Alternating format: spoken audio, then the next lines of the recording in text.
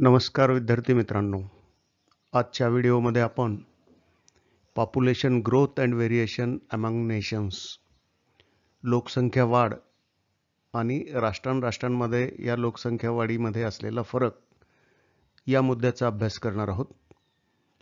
हा मुद्दा एन्व्हायरमेंटल स्टडीजच्या विद्यार्थ्यांसाठी आणि विविध स्पर्धा परीक्षांची तयारी करणाऱ्या विद्यार्थ्यांसाठी सुद्धा उपयुक्त आहे. Population growth and variation amongst nations.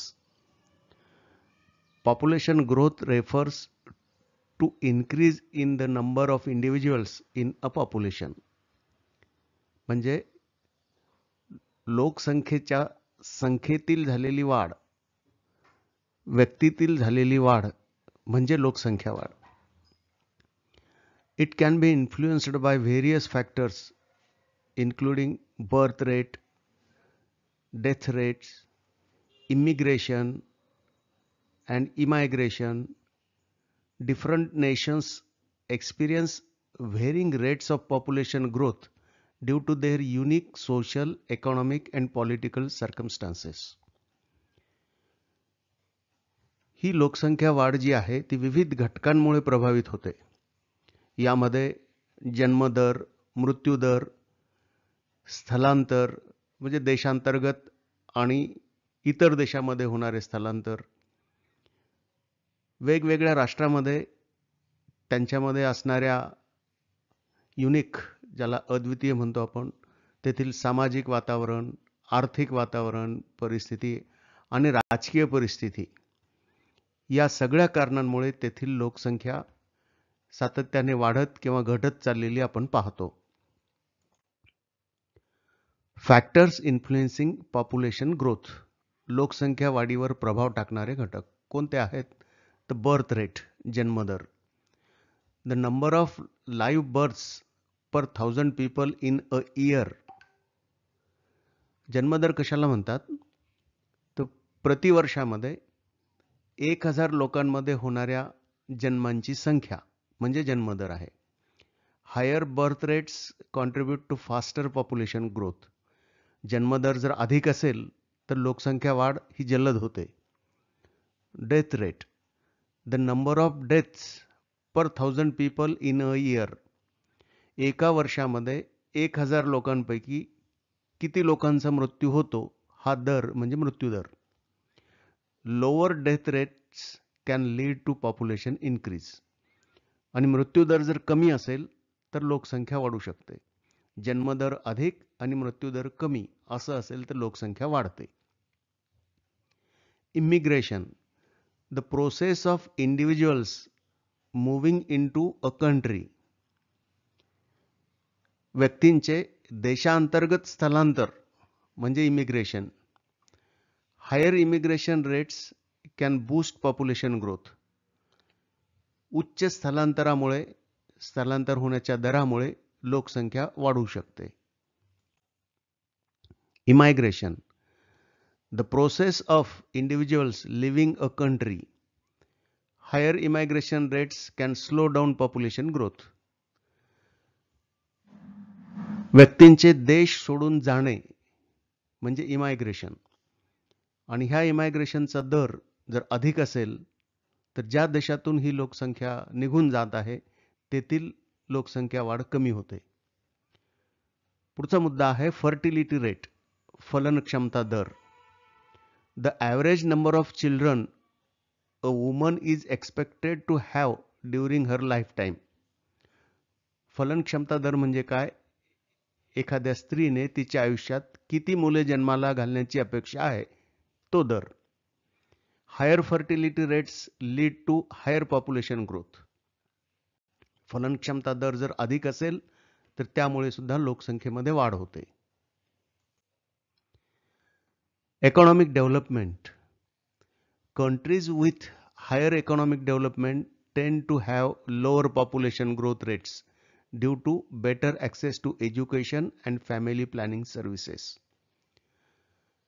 देशाचा आर्थिक विकास कसा आहे त्यानुसार सुद्धा लोकसंख्या वाढीचा दर प्रभावित होतो. जसं की उच्च आर्थिक विकास असलेल्या देशांमध्ये शिक्षण आणि कुटुंब नियोजनाच्या बाबतीतल्या सेवांचा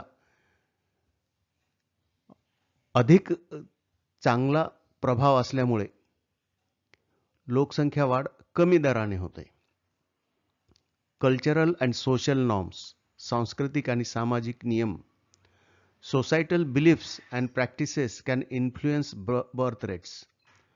समाजाच्या काय रूढी आहेत, काय विश्वास आहे समाजाचा, काय पद्धती आहेत, त्यानुसार सुद्धा जन्मदर प्रभावित होतो. उदाहरणार्थ, societies that favour large families may have higher population growth. एखाद्या समाजामध्ये मोठं कुटुंब असणं अपेक्षित असेल, त्यांचा समज मोठ्या कुटुंबाचा असेल, तर तेथील लोकसंख्या वाढू शकते. Global trends in population growth. जागतिक लोकसंख्या वाढीचे प्रवाह काय आहेत?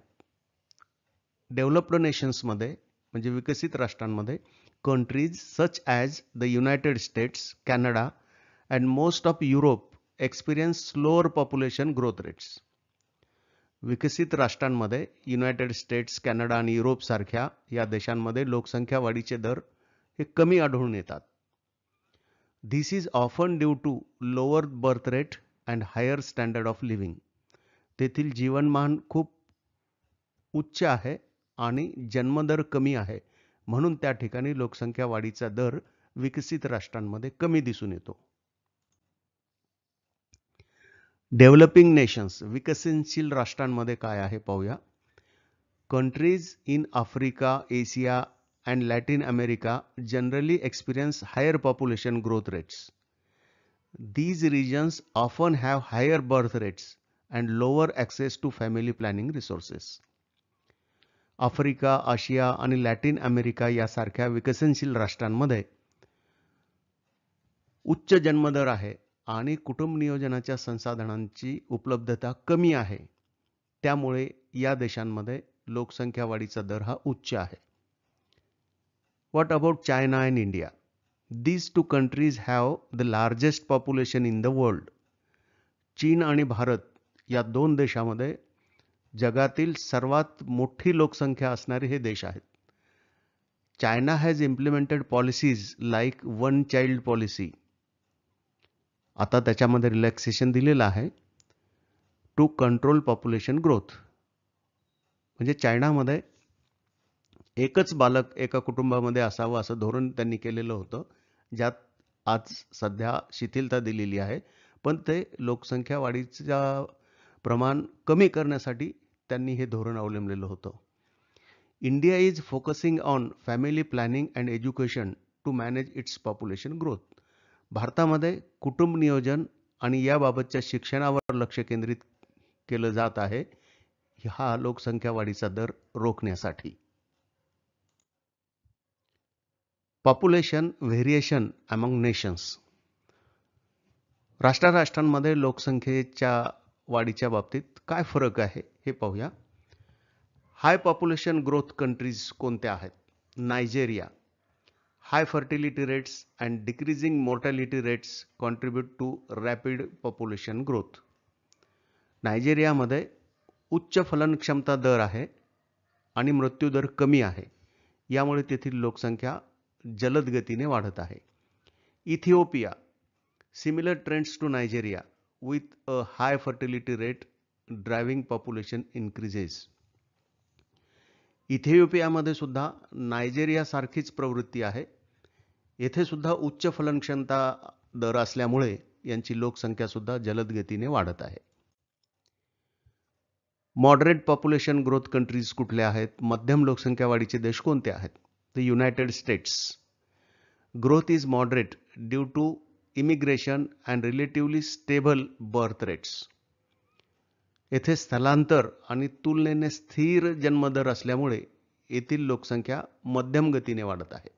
Brazil. Declining birth rates but still experiencing growth due to younger population demographics. ब्राझीलमध्ये कमी होणारा जन्मदर पण युवा लोकसंख्यात झालेली वाढ यामुळे लोकसंख्या वाढत आहे. Low or negative population growth countries. Japan. Facing population decline due to very low birth rates and an ageing population. जपानमध्ये अतिशय कमी जन्मदर आणि वृद्ध होत असलेल्या लोकसंख्येमुळे तेथील लोकसंख्या घटत चाललेली आहे. Germany, similar issues as Japan with low birth rates leading to population decline. जपानप्रमाणेच जर्मनीमध्ये सुद्धा जन्मदर कमी असल्यामुळे तेथील लोकसंख्या घटत चाललेली आहे. Effects of population growth. लोकसंख्या वाढीचे परिणाम काय होतात? पॉझिटिव्ह परिणाम इकॉनॉमिक इम्पॅक्टवर असणारा काय आहे? तर लार्जर वर्कफोर्स, मोठं कार्यबल निर्माण होतं. पोटेन्शियल फॉर इकॉनॉमिक ग्रोथ, ज्यामुळं आर्थिक वाढीची क्षमता वाढू शकते. निगेटिव्ह इम्पॅक्ट काय आहे? तर स्ट्रेन ऑन रिसोर्सेस, उपलब्ध असलेल्या संसाधनांवर ताण येतो. अनएम्प्लॉयमेंट, बेरोजगारी वाढते. अँड इन्क्रीज्ड पॉवर्टी रेट्स, गरिबीचा दर सुद्धा वाढतो. एन्व्हायरमेंटल इम्पॅक्ट काय आहेत? तर डिफॉरेस्टेशन, जंगलतोड, लॉस ऑफ बायोडायव्हर्सिटी, जैवविविधतेचे नुकसान होते. इन्क्रीज्ड पोल्युशन, प्रदूषण वाढते. पॉप्युलेशन वाढल्यामुळं पोल्युशन वाढते. लोकसंख्या वाढल्यामुळं प्रदूषण वाढते. And climate change due to higher resource consumption, विविध संसाधनांचा अतिउच्च वापर झाल्यामुळे हवामान बदलासारख्या परिणामांना सामोरे जावं लागतं. सोशल इम्पॅक्ट काय आहेत? तर pressure on health care and education systems, housing shortages and increased urbanisation. सामाजिक परिणाम असा आहे की आरोग्य आणि शिक्षण प्रणालीवर प्रचंड ताण निर्माण होतो. घरांच्या कमतरता भासतात आणि नागरीकरणाची समस्या सामोरी येते, कारण लोक कामाच्या शोधासाठी शहराकडं पलायन करतात. Managing population growth. लोकसंख्या वाढीचं व्यवस्थापन कसं करायचं? Family planning, providing access to contraceptives and educating people on family planning.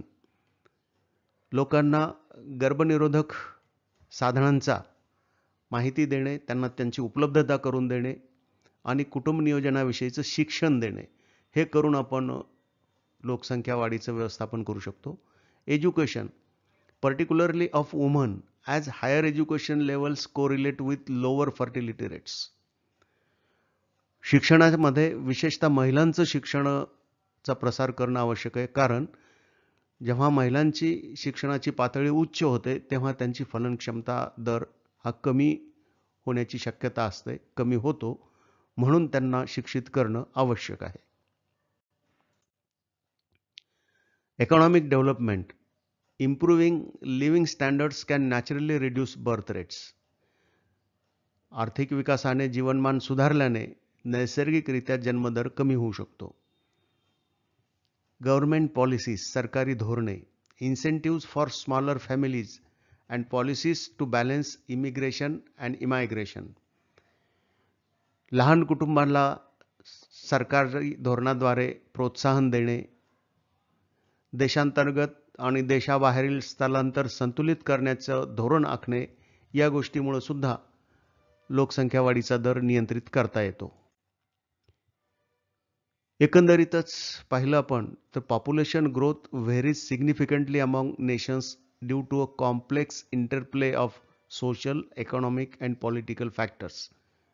While some countries face challenges of overpopulation, others are dealing with declining populations. Effective management of population growth is crucial for sustainable development and improving the quality of life for all. सामाजिक, आर्थिक आणि राजकीय घटकांच्या जटिल परस्पर प्रक्रियेमुळे राष्ट्रांमध्ये लोकसंख्या वाढीचा दर हा वेगवेगळा दिसून येतो. काही देशांमध्ये हा लोकसंख्या वाढीचा दर अधिक आहे, तर काही देशांमध्ये लोकसंख्या त्यांची घटत चाललेली आहे. आणि या आव्हानांना तोंड द्यायचे असेल तर लोकसंख्या वाढीचं व्यवस्थापन करणं आवश्यक आहे, तरच शाश्वत विकास साधता येईल. मित्रांनो, हा व्हिडिओ आपण पाहिल्याबद्दल आपले खूप खूप आभार. कृपया चॅनलला सबस्क्राईब करायला विसरू नका आणि तुमच्या मित्रांना या व्हिडिओची लिंक शेअर करा. धन्यवाद.